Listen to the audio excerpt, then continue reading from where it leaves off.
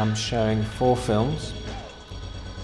Tonight I'm showing a film called Everybody in the Place, which is a film about Britain and its relationship to dance music, acid house dance music in the 80s and the history of Britain. I'm showing a film called English Magic tonight as well, which is a short film that I showed at the Venice Biennale, which is a film without words really. It's just a poem almost in music about Britain. Tomorrow night I'm showing a film called Putin's Happy, which has been shot very recently in London, and it's about protests outside Parliament to do with Brexit. And then I'm showing a film called The Bruce Lacey Experience, which is a film about a British artist and his 50-plus year long career and his relationship to sort of social history in Britain and also relationship to his family.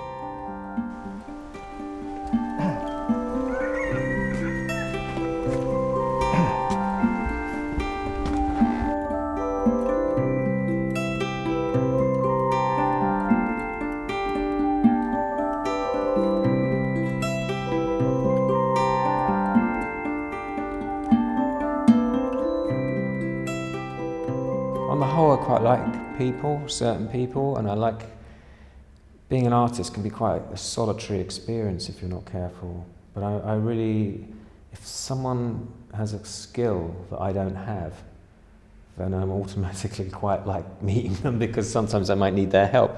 But also, it's good to share something. And often when you work with other people, they make the work better than you could hope for.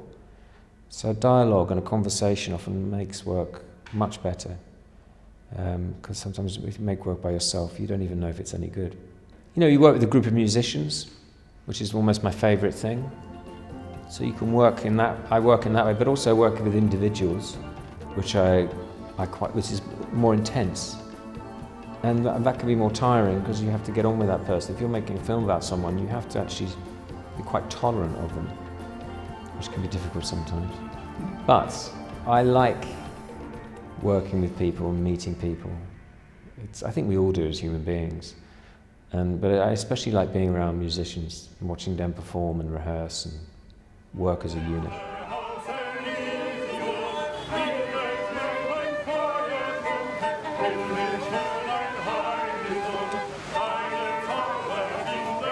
Well, words are important, and sometimes in documentary film, you don't have the time to consider what's being said or what you're looking at, I think.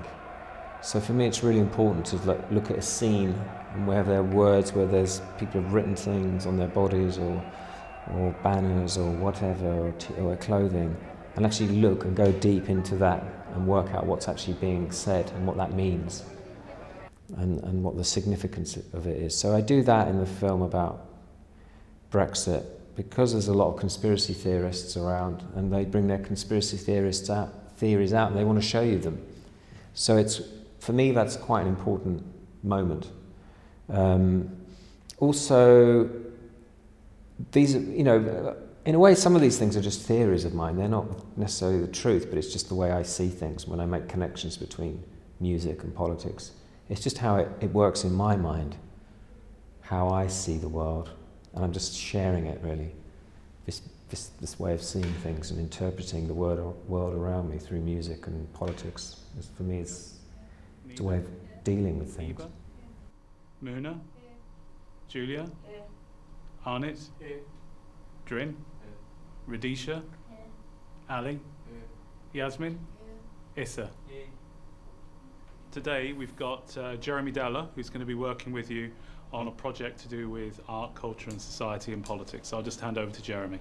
Thank you for having me here today. I just want to start by telling a story. It's really a fable about Britain, but seen through the... And I met them 2 or 3 times before we did the filming. I didn't get to know them really, but I had a good feeling about them as a group.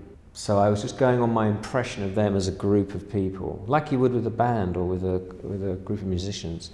You take them as a group and you try and create a relationship with them as a group, effectively.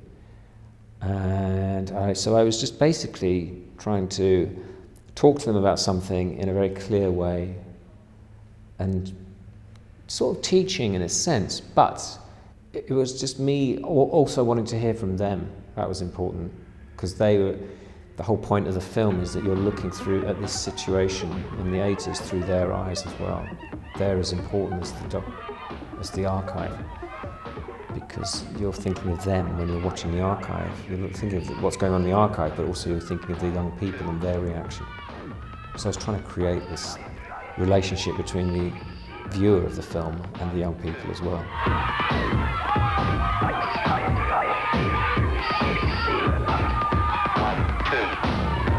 So, for example, the film I made in Parliament Square, Putin's Happy, I don't know what you can learn from that film, really. I'm not trying to push an opinion, really. I mean, I do, obviously, because I'm filming it and that I'm making decisions, but for me, it's as confusing as it is for anyone else. And there's so many different opinions happening in that film, and it's more the chaos that I'm interested in, not any basic truths. It's really just the cacophony, we call it. It's a really great word, of opinion and of people, visual and sonic. So that's what interests me about that scene, about the confusion that is in our society.